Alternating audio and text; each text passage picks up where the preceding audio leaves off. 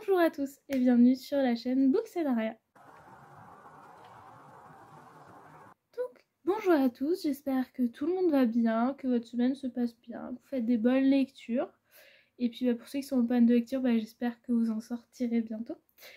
On se retrouve aujourd'hui pour une vidéo où je vais vous présenter mes 5 sagas préférées, mon petit top 5 à moi. Je me suis dit que ce serait une vidéo sympa pour la Saint-Valentin, de fêter un peu nos sagas chouchous, nos sagas coup de cœur. Donc je vais vous en présenter 5. Alors, je suis pas toujours à jour sur mes sagas. Là, par exemple, sur les 5, il y en a une. Sur les 5 où je suis à jour, il y en a où tous les tomes sont pas encore sortis. Ou il y en a où juste il me manque des tomes à lire. Donc voilà, je vais vous les présenter à chaque fois. Et puis c'est parti. Donc en premier, je vais vous parler des Mémoires de la forêt. Qui en plus, personnellement, fait partie de mes petits livres chouchou dédicacés.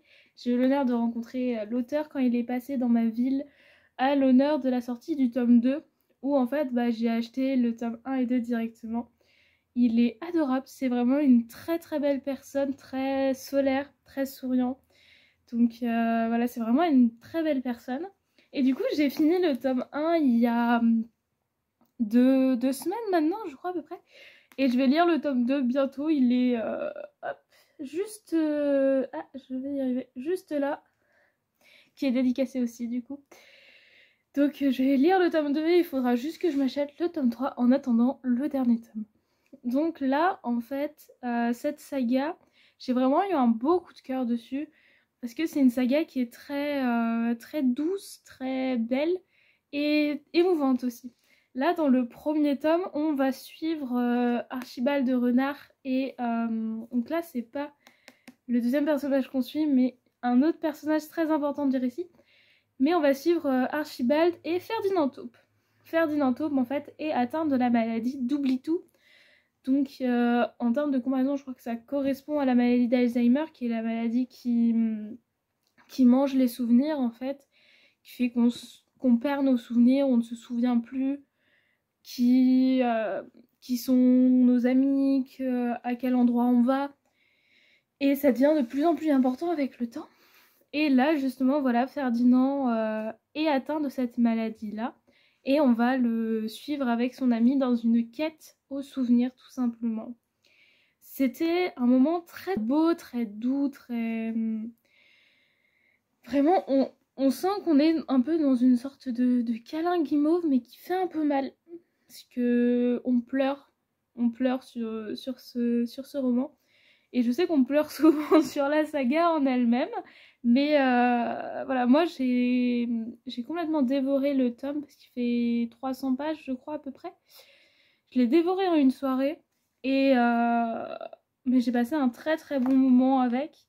Et aussi la particularité, c'est qu'il a des illustrations tout au long du livre. Vous en avez vraiment... vraiment plein, vraiment de très belles. J'essaye de pas vous montrer celles qui pourraient spoiler.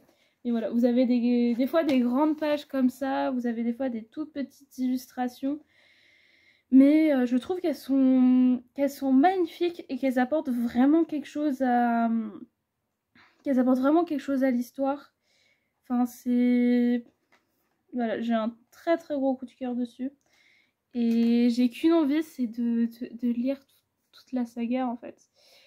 Donc je vous le conseille très fortement parce qu'en plus la maladie d'oubli-tout est vraiment bien écrite dedans, vraiment bien travaillée je trouve.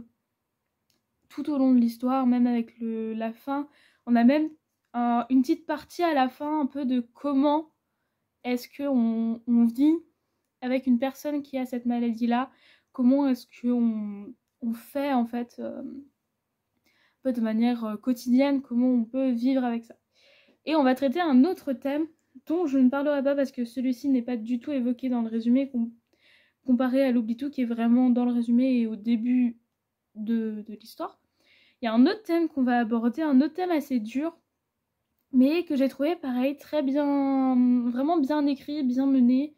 Enfin, je suis un peu en train de vous faire mon avis alors que vous allez l'avoir la semaine prochaine, donc je m'excuse pour ce radotement. C'est le seul radotement que vous aurez, parce que les autres, je les ai lus déjà il y a longtemps. Mais voilà, vous aurez un radotement.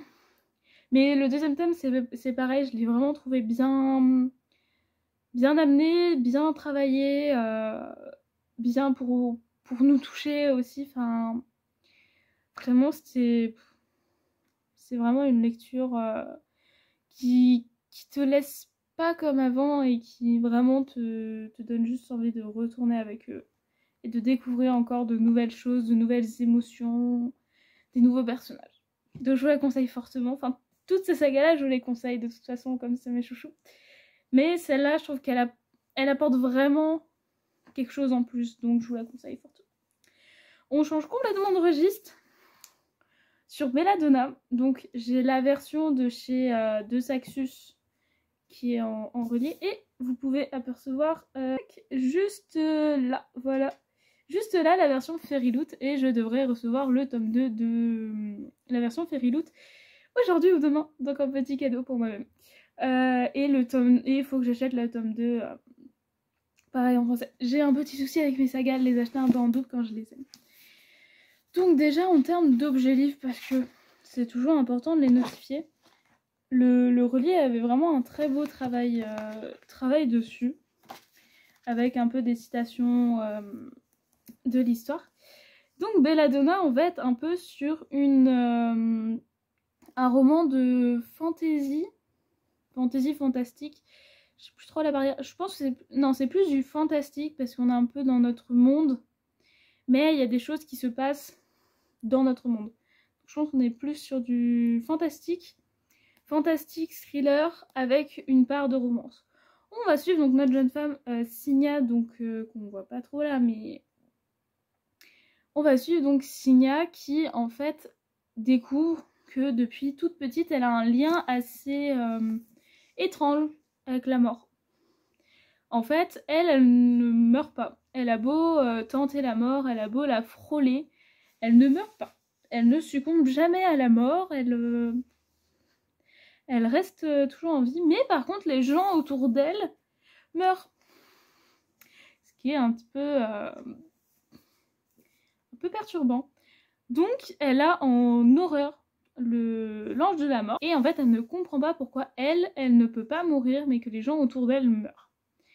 Un jour, il y a quelque chose qui va se passer avec la dernière parente chez qui elle est, je crois que c'est sa grand-mère, et elle va se retrouver du coup toute seule, et il va lui rester en fait plus qu'un seul parent dans sa famille, qui sont tous morts, et en fait Signa a une fortune qu'elle peut pas toucher parce qu'elle n'est pas encore majeure, et en fait la famille qui la prend, qui la recueille, touche en fait une pension assez importante par mois, justement pour la faire vivre avec eux en fait. Donc il y a ce côté de oh bah nous apporte des sous, donc on va la prendre et puis voilà. Mais à côté il y a ce côté de elle est bizarre, elle cause la mort, puis j'ai pas trop envie de la voir, donc ça se réfléchit avant de se dire bah viens on la prend et puis on s'occupe d'elle. Il y a vraiment ce côté au niveau familial un peu de problème. Donc elle va aller chez un de ses parents, donc c'est les Hofstern, je m'excuse pour ma prononciation, et elle va découvrir donc ses cousins, donc il y a Bliss, elle va donc dans le manoir des Hofstern où il y a sa cousine, son cousin, et le père justement de ses cousins-cousines. Et le père en fait gère donc le manoir et gère une affaire familiale, enfin il l'essaye, parce que depuis la mort de sa femme, il est devenu complètement pas fou, mais il est devenu pas bien. Il fait beaucoup de soirées, il boit, enfin voilà, il est vraiment tombé dans une forme de dépression en fait, suite à la mort de sa femme. Et en fait, son cousin essaye de tenir les flots parce que lui, il veut reprendre l'affaire familiale. Et à côté, sa cousine est très malade et en fait, elle a la même maladie que sa mère. Et en fait, Signa va à un moment croiser dans le manoir le fantôme de la mère de ses cousins. Donc au début, elle se dit c'est quoi ce fantôme? Et en fait, à force, elle va découvrir que la mère de ses cousins n'est pas juste morte de maladie, mais a été assassinée. Donc c'est là qu'on a le vraiment côté thriller en fait, où on va suivre Signa mener l'enquête pour comprendre qu'est-ce qui s'est passé à la mère de ses cousins-cousines. Parce que si sa cousine a la même maladie que sa mère, ça veut dire que c'est peut-être pas juste une maladie, mais un empoisonnement par exemple. Donc quelqu'un essaye de tuer en fait toutes les personnes. Donc voilà, on va suivre vraiment le côté enquête, le côté thriller est vraiment une partie, on va dire, principale du récit. C'est vraiment ce qu'on suit le plus et ce que j'ai beaucoup aimé parce qu'on a vraiment le côté intrigue où vraiment on la suit, trouver des informations, avancer et tout, enfin voilà. Et on va avoir à côté la romance de Signa avec l'ange de la mort. Qui du coup part sur un ennemi to lovers parce que Signa n'aime pas du tout l'ange de la mort, elle le hait, elle le déteste, alors que l'ange de la mort, moi je t'ai rien fait. Et il y a vraiment ce côté-là à côté. Donc moi j'ai vraiment beaucoup aimé tout, en fait. J'ai beaucoup aimé l'enquête, le dénouement aussi. Personnellement, c'était pas ce que je m'y attendais. J'avais mes théories sur qui aurait pu... Enfin, qui les avait tués et tout. Mais j'avais pas du tout les raisons, en fait. Donc c'était vachement intéressant. Et puis la romance, pareil, elle est pas très très mise en avant. Franchement, il y a des petits passages, en fait. Et un petit peu plus vers la fin, parce que le tome 2, qui est Foxglove, est en fait plus basé sur Signa et l'ange de la mort en fait. Et le tome 3 qui va arriver normalement en fin d'été en VO, donc en anglais, est sur la cousine de Signa. Je sais pas du tout combien de tomes a prévu l'autrice, je sais pas si elle a prévu de faire tous les personnages, je sais pas du tout. Mais en tout cas voilà. Donc moi personnellement j'avais vraiment bien aimé ce côté mélange un peu romance thriller, c'est le premier que j'ai lu, j'en ai lu 2 autres après derrière et franchement j'aime beaucoup ce mélange. Donc voilà, je vous le recommande et de toute façon je pense que je finirai bientôt par lire Foxglove, donc je pourrai savoir si je continue à aimer cette saga ou pas. Tant qu'on parle de romance, allons dans une saga de romance. Donc là on est sur la saga Campus Drivers. Donc j'ai les 3 premiers tomes parce que j'ai le coffret en fait illustré. Donc là vous n'avez pas autant d'illustrations que par exemple dans Mémoire de la forêt. Mais vous en avez quand même voilà, quelques-unes qui sont là. Je sais pas du tout combien il y en a. Mais voilà, on en a quelques-unes. Je trouve très, très sympa, très intéressante. Et donc on est dans une saga de romance où on va avoir aussi la trope de Found Family, qui est une trope que j'apprécie beaucoup, que vous allez retrouver dans une saga juste après. C'est vraiment ce côté où en fait vous avez un groupe, que vous suivez ce groupe-là en fait dans leurs histoires, et vous vous sentez vraiment faire partie de ce groupe-là, de vraiment trouver un groupe et de se sentir bien avec eux. Et c'est ce que j'ai ressenti avec les Campus Drivers. Donc là, sur le premier, on va suivre Lane et Loïs, c'est ça. Lane et Loïs, qui, alors, de mémoire, moi j'ai lu le premier tome et le deuxième. Le troisième tome, je l'ai prévu pour le mois de mars. Et le premier tome et le deuxième, c'est des slow burn. Et lui, il est vraiment slow burn. Vous avez 500 pages, et c'est slow jusque là, quoi. Donc quand vous avez les vrais gros slow burn bien là, et allez-y, parce que lui, il est bien. Le tome 2, je crois qu'il est slow burn, mais moins. Il l'est, mais moins. Mais le tome 2, on est plus sur un côté enemies to lovers. Alors que celui-ci, ils s'aiment pas, oui, mais je pense pas qu'on est vraiment sur un côté enemies to lovers parce que en fait, ils ont chacun un problème, quelque chose qui les bloque. et qui fait que bah en fait ils ont pas envie de... Enfin, ils ont pas envie en fait. Tout simplement, Loïs en fait arrive à l'université, elle était en couple depuis des années et en fait elle arrive dans la même université que la personne avec qui elle sortait. Ils avaient prévu voilà de faire leurs études ensemble, de vivre ensemble, tout ça. Sauf que la veille de la rentrée, ou une semaine avant la rentrée, je ne sais plus, elle se fait jeter à la porte et est quittée. Voilà. Donc quand votre amour le plus fort, le plus puissant, celui auquel vous pensez que ça durerait toujours, vous jette comme une vieille chaussette sur le pas de la porte, bah c'est plutôt douloureux. Sachant que le mec il s'en remet très bien parce qu'en fait il avait envie de vivre sa vie, de profiter de l'université et tout. Ouais, on connaît ce type de mec. Et du coup, elle va être complètement... Alors là, je vous raconte vraiment le début du roman. Et elle va être vraiment complètement détruite. Et en fait, elle va rester dans les escaliers, elle va pleurer. Et il va la voir. Et ils vont commencer une sorte un peu de colocation. Sauf que lui, il a quelque chose qui le bloque aussi. Parce qu'on va aborder le sujet du deuil. Voilà. Et en fait, il n'arrive pas du tout à faire le deuil d'une personne qui a été très importante pour lui.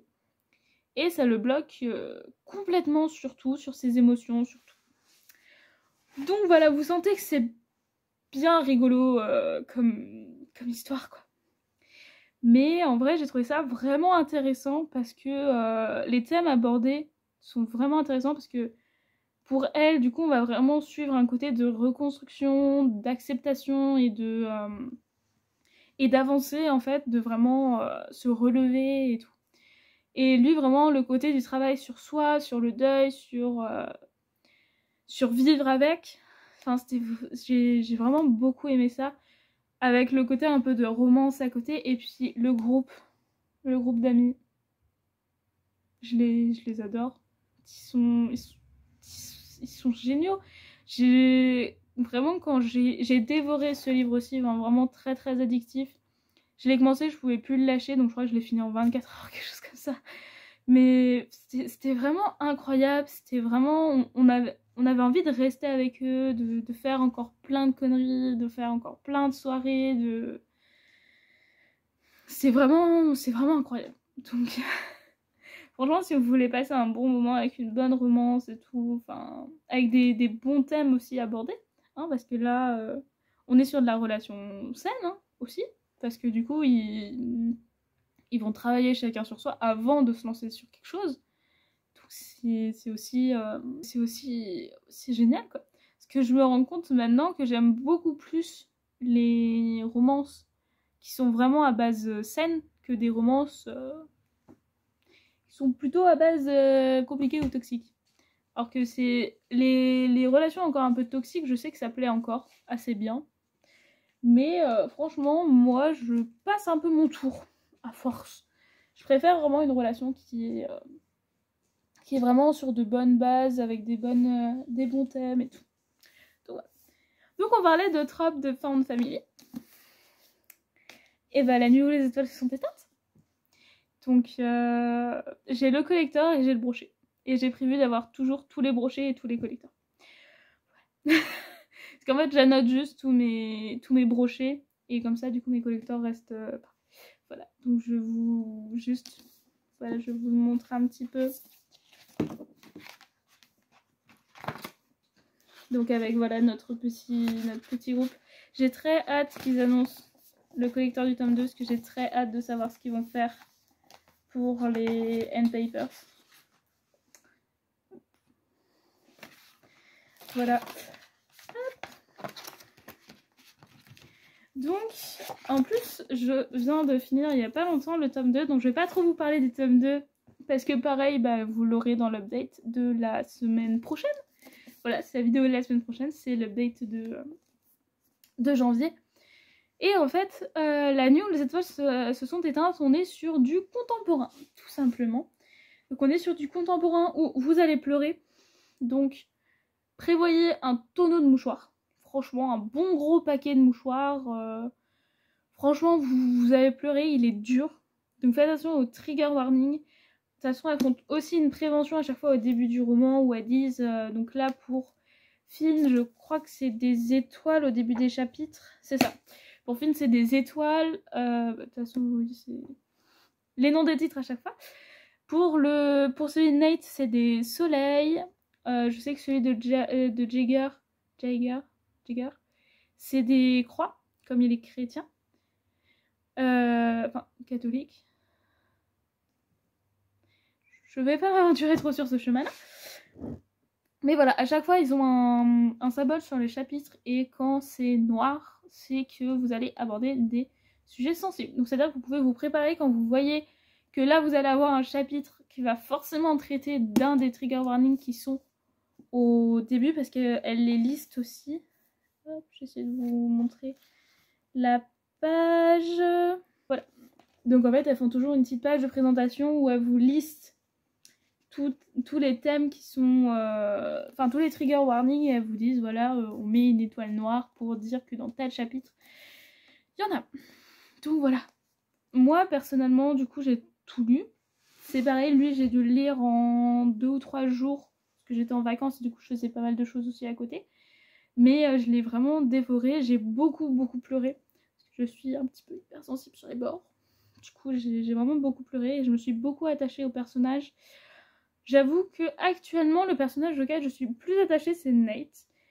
Mais comme Jagger en fait est le personnage le plus mystérieux des 5, j'attends son tome pour savoir s'il va pas virer Nate de la première place et se placer en premier. Mais j'aime tout le groupe de tout mon cœur. Et pareil voilà la Trop Fan Family avec le groupe qui est juste adorable, qui est juste incroyable. Ils ont chacun leur caractère, chacun leur manière d'être et leur vie aussi. Parce que chacun a une vie... J'ai l'impression que chacun n'a pas une vie facile. Parce que on a vu... Déjà, moi, j'ai vu Finn et Nate, qui ont vraiment pas une vie facile. Jagger, qui est très mystérieux, mais on sait qu'il a pas du tout une vie facile non plus. Du coup, j'ai un peu peur pour Kurt et Kenna, sachant que Jagger, je sais pas à quel point sa vie est compliquée. Donc, j'ai un peu peur. Mais franchement, l'histoire est vraiment belle. Les sujets qui sont abordés dedans vraiment te touchent en plein cœur et à chaque fois tu ressors, tu te sens bien et en même temps tu te sens changé. Et tu passes de bons moments avec eux. Franchement, il y a des moments où tu rigoles, où tu te sens bien, où vraiment... Il n'y a pas de souci, hein. Il y a des moments qui sont heureux. Hein. Je vous rassure, on ne pleure pas non plus tout le long du roman. Mais vous avez des moments où franchement, vous vivez assez mal. L'un des thèmes qui m'a le plus affecté personnellement, il y en a 2 en particulier qui m'ont beaucoup affecté, que vous allez retrouver en particulier dans le tome 1 et 2, parce que tout simplement, il y a une relation qui va... Enfin, une relation qui va un peu se mettre en place. Les 2 thèmes qui m'ont le plus touché personnellement, c'est l'homophobie et la maltraitance envers ses enfants. Enfin, le fait de frapper ses enfants. Après, dans le tome 2, il y a un autre thème qui m'a beaucoup plus affectée parce qu'il est moins présent dans le 1. Ce qui est normal en fait, parce qu'en fait, il est lié à l'homophobie. Et en fait, l'orientation un peu sexuelle des personnages. Donc c'est pas toujours annoncé dans le roman, mais ça a été annoncé par exemple sur les réseaux. Mais par exemple Nate, on le sait tout de suite qu'il est homosexuel. Mais en tant qu'homosexuel, forcément, c'est pas toujours bien vu par tout le monde, en fait. Ce qui ne devrait pas être une généralité, ce qui ne devrait pas être le cas, ce qui ne devrait même pas exister. Mais ça existe, malheureusement. Et en fait, on va du coup avoir l'homophobie qui va être très mis en avant par rapport à Nate. Qu'il va y avoir du coup tout ce qui est lié à la maltraitance. Et en fait, on va avoir plus dans le tome 2 que dans le tome 1, vu que le tome 2 est basé sur Nate, en fait, centré dessus. On va avoir en fait de l'harcèlement qui va être justement mis en avant par enfin, à cause de l'homophobie qu'il subit. Et franchement, c'est un thème qui me touche beaucoup parce que, ayant été victime d'harcèlement, ça me touche énormément, qui fait que j'ai été encore plus touchée par son tome à lui. Et vraiment, j'étais super mal pour lui parce qu'il mérite tellement pas tout ce qui... Personne ne le mérite. Franchement, personne ne le mérite. Mais là, c'est vraiment en se centrant vraiment sur le personnage. C'est un soleil, en fait. C'est vraiment un soleil. C'est un personnage qui est incroyable, il mérite de briller, en fait. Tout simplement, il mérite vraiment de briller et on l'empêche de briller de partout. Et c'est... J'ai envie de pleurer rien qu'en y repensant. Donc voilà à quel point juste la saga me touche, en fait. Et je trouve qu'elle est vraiment importante à lire. Je sais qu'il y a des personnes qui n'ont pas spécialement aimé. Hein, voilà, je pense à une de mes amies proches. Si tu regardes la vidéo, je parle de toi, oui. Je sais que voilà, c'est pas une saga qui peut plaire à tout le monde. C'est un style un peu particulier aussi. Mais je trouve qu'elle est quand même importante. Qu'elle devrait être lue au moins une fois parce que les thèmes abordés et la manière d'être abordés, franchement, c'est... Des fois, j'ai juste du mal à placer les mots sur les choses. Cette saga est toujours compliquée pour placer des mots. Et je vais terminer avec ma saga préférée, vraiment ma numéro 1 qui n'est pas à dépasser. Après, ça fait 1 an qu'elle est là, mais pour le moment, elle est toujours première.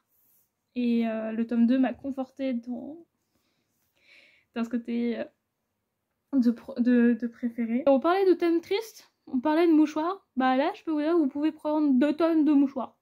Vraiment, parce que je pense que actuellement, c'est peut-être vraiment la saga qui m'a fait le plus pleurer, le plus peur, le plus d'émotions. On parle d'Absolune Immobilis. Alors oui, petite prévention, les dorures s'effacent si vous avez un problème comme moi au niveau du pH dans vos mains. J'ai les mains très moites, où du coup je peux avoir les mains justement un peu transpirantes ou humides très très facilement. Du coup, dès que je tiens un livre qui a des dorures, et bah ça s'efface. Voilà. Donc c'est un peu mes chouchous, c'est pour ça qu'ils ont leur case à eux. Voilà, j'ai eu l'honneur aussi de pouvoir rencontrer l'autrice quand elle est passée pareil pour la sortie des tomes 2. Donc j'ai mes 2 tomes dédicacés et j'ai pu prendre mes 2 chouchous en petites cartes. Donc il y a Edouard et dans ce tome là vous aurez Miko. Voilà, qui sont mes 2 personnages préférés, qui sont vraiment mes chouchous très très forts. Sachant qu'elle a fait des quiz sur son site pour te dire dans quelle faction tu es. Parce qu'il y a un peu les soigneurs, les militaires, les combattants, enfin il y en a 4. Et il y a un peu les érudits, ceux qui sont pour les langues, la culture, tout ça. Donc le personnage, la faction, si on avait un pouvoir et si on survivait à la zone... Non, quel clan on était. Et en fait, pour le personnage, je suis tombée sur Edouard, qui est le personnage juste là, qui est la carte que je vous ai montrée.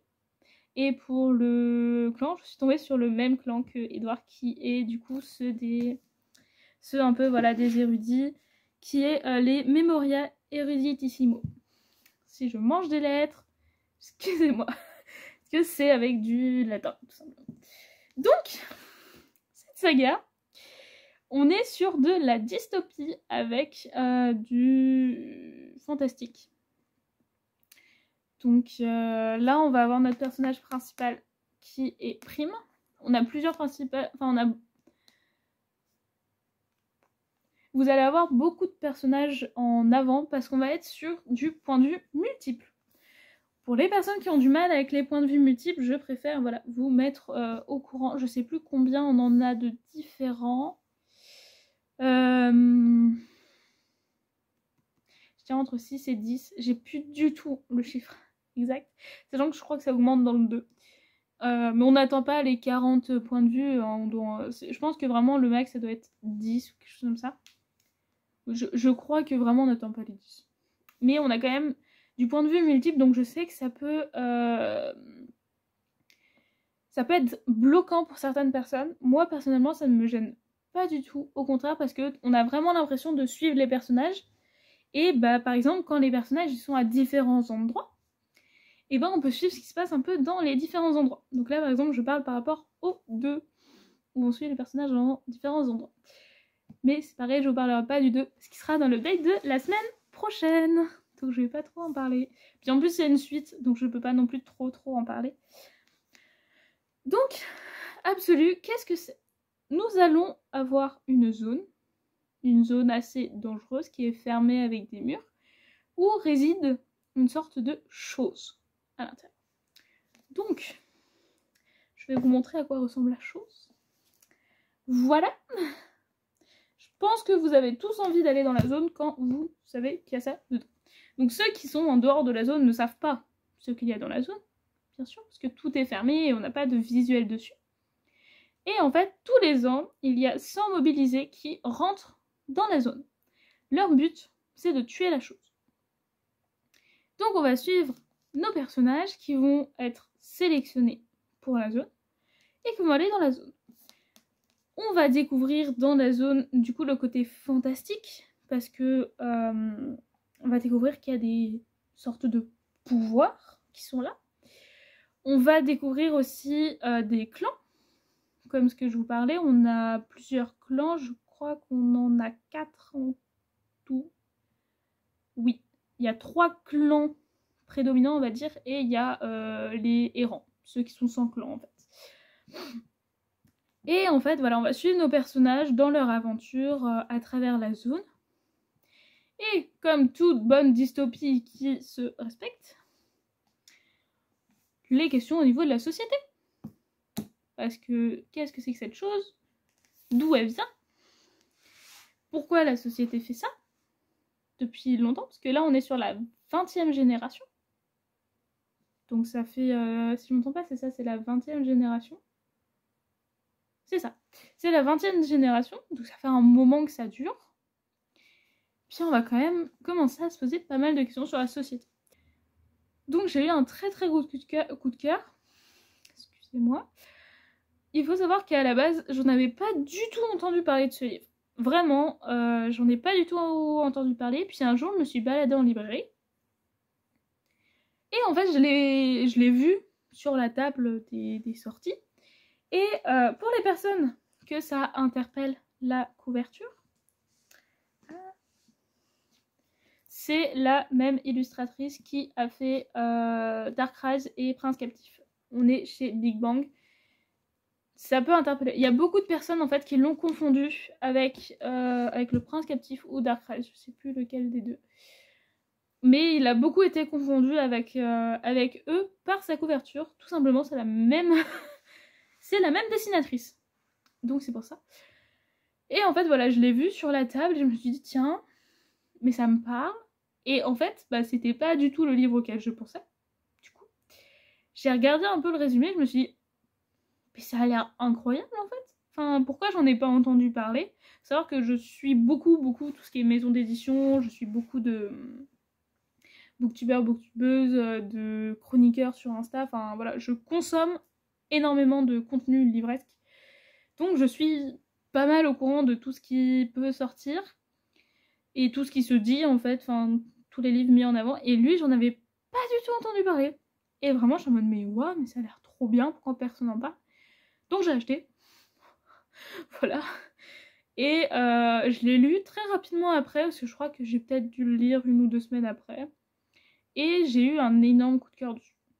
Voilà. J'étais en mode, mais c'est incroyable, mais c'est trop bien. Et j'ai commencé à faire une grosse propagande autour de moi, au niveau de mes proches. J'ai dû avoir environ 5 proches qui ont dû l'acheter et qui ont adoré. voilà. Donc vraiment, ce livre, j'en fais la propagande tout le temps. Tout le temps, tout le temps, tout le temps. Et je continuerai. Donc vous allez sûrement le revoir sur ma chaîne parce que c'est vraiment mon chouchou. Ce qui est très intéressant, c'est qu'on a vraiment un univers qui est là, qui est présent, qui est développé. On a des intrigues qui sont prenantes, qui sont... Enfin, vraiment, on a de l'action, on sait pas ce qui va se passer. Excusez-moi, j'ai vraiment du mal aujourd'hui. On sait vraiment pas ce qui va se passer, en fait. On se dit que... y a des moments où on se demande qu'est-ce qui va se passer au prochain chapitre. Des moments où on se dit qu'est-ce qui va se passer à la prochaine page. Mais à partir du moment où on se demande qu'est-ce qui va se passer à la prochaine ligne, j'étais là, Madame Margot, c'est un petit peu trop pour mon petit cœur. Là, il y a... Je tiens à mes personnages, s'il vous plaît. Sachez qu'on a vraiment peur pour les personnages. Ce n'est pas une autrice qui est douce comme un agneau. Vraiment. Et vous le verrez sur son Insta. Elle a beau avoir plein d'objets ultra mignons sur son bureau d'écrivaine, c'est une sadique. Et elle le dit elle-même, elle le montre elle-même, enfin voilà, vraiment. Ayez peur pour vos personnages, hein, vraiment, parce que on ne sait absolument pas qui va survivre, qui va mourir. Donc, voilà. Une petite pensée à une de mes amies vis-à-vis de ça. Voilà. C'est vraiment... on tient à nos personnages et on est même... Non, pas lui, s'il te plaît. Le tue pas. On le veut. Actuellement, le personnage sur lequel la communauté d'Absolu est le plus en mode Margot, s'il te plaît, n'y touche pas, c'est Edouard. Edouard, c'est vraiment notre chouchou à tous. On l'a découvert dans le tome 1 et on est en mode il est trop bien. Et tout le long du tome 1, on était en mode oh non, mais s'il te plaît. Et du coup, je ne vous dis pas s'il lui est arrivé quelque chose ou pas. Mais voilà, c'est en tout cas vraiment un peu le personnage chouchou. C'est très rare que quelqu'un n'aime pas Edouard, franchement. Il est vraiment incroyable. Mais tous les personnages sont incroyables. Et ce qui est bien, c'est qu'il y a un vrai travail aussi sur les personnages, sur le développement des personnages. On a plein de personnages. Franchement, on en a plein. Et il y a quand même, elle prend vraiment quand même le temps de travailler sur les personnages, de les développer, de vraiment leur créer une évolution. Enfin, vraiment c'est fou. Parce que vous allez retrouver un peu des inspirations du labyrinthe et de Hunger Games. Elle a déjà dit qu'elle s'était inspirée justement de ces dystopies-là. Mais vous voyez quand même que c'est pas du tout un copier-coller, c'est pas du tout genre je m'inspire, je prends les trucs et puis voilà. C'est vraiment une inspiration qu'elle a remodelée avec ses idées à elle. Elle a pris, si je me trompe pas, 5 ans pour écrire le tome 1. 3 ou 5 ans, j'ai plus le temps en tête. Mais voilà, ça a été vraiment très travaillé, enfin voilà. Et elle a vraiment son histoire à elle qu'elle a travaillé avec sa patte et ses inspirations et c'est vraiment incroyable. C'est une lecture très addictive, que ce soit le tome 1 ou le tome 2, on se lance dedans, on voit pas les heures passer et en fait on relève la tête et on a fini le livre en fait.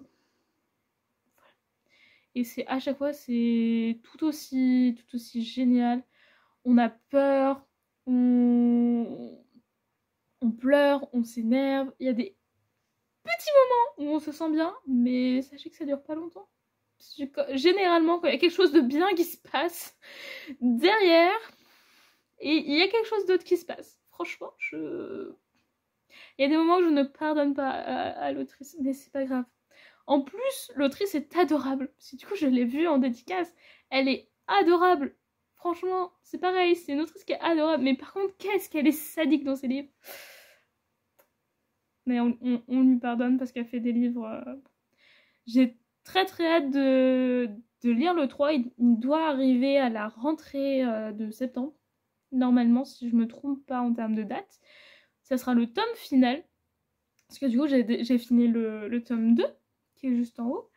Donc il me reste celui-là et j'ai très hâte de voir sur quoi elle va partir ensuite. Parce qu'elle a dit qu'elle ne referait pas une dystopie pour le moment. Donc je me demande vraiment sur quoi elle va repartir, mais en tout cas, je serai là sur ce qu'elle va écrire. Mais voilà, je m'excuse d'avoir été peut-être un peu éparpillée tout le long. C'est toujours le début un peu pour moi et du coup j'ai un peu de mal encore à vraiment bien structurer les choses et je suis quelqu'un qui m'éparpille en général. De base, j'aime beaucoup parler et du coup je m'éparpille très facilement. Donc j'espère quand même que c'est resté assez compréhensible, que c'est resté... Enfin, ça a été pour vous en tout cas.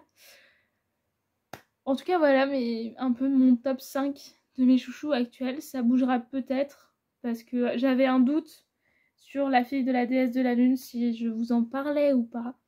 Et j'ai fait le choix de ne pas en parler pour le moment, j'attends de voir la suite. Donc peut-être qu'un jour je vous en parlerai.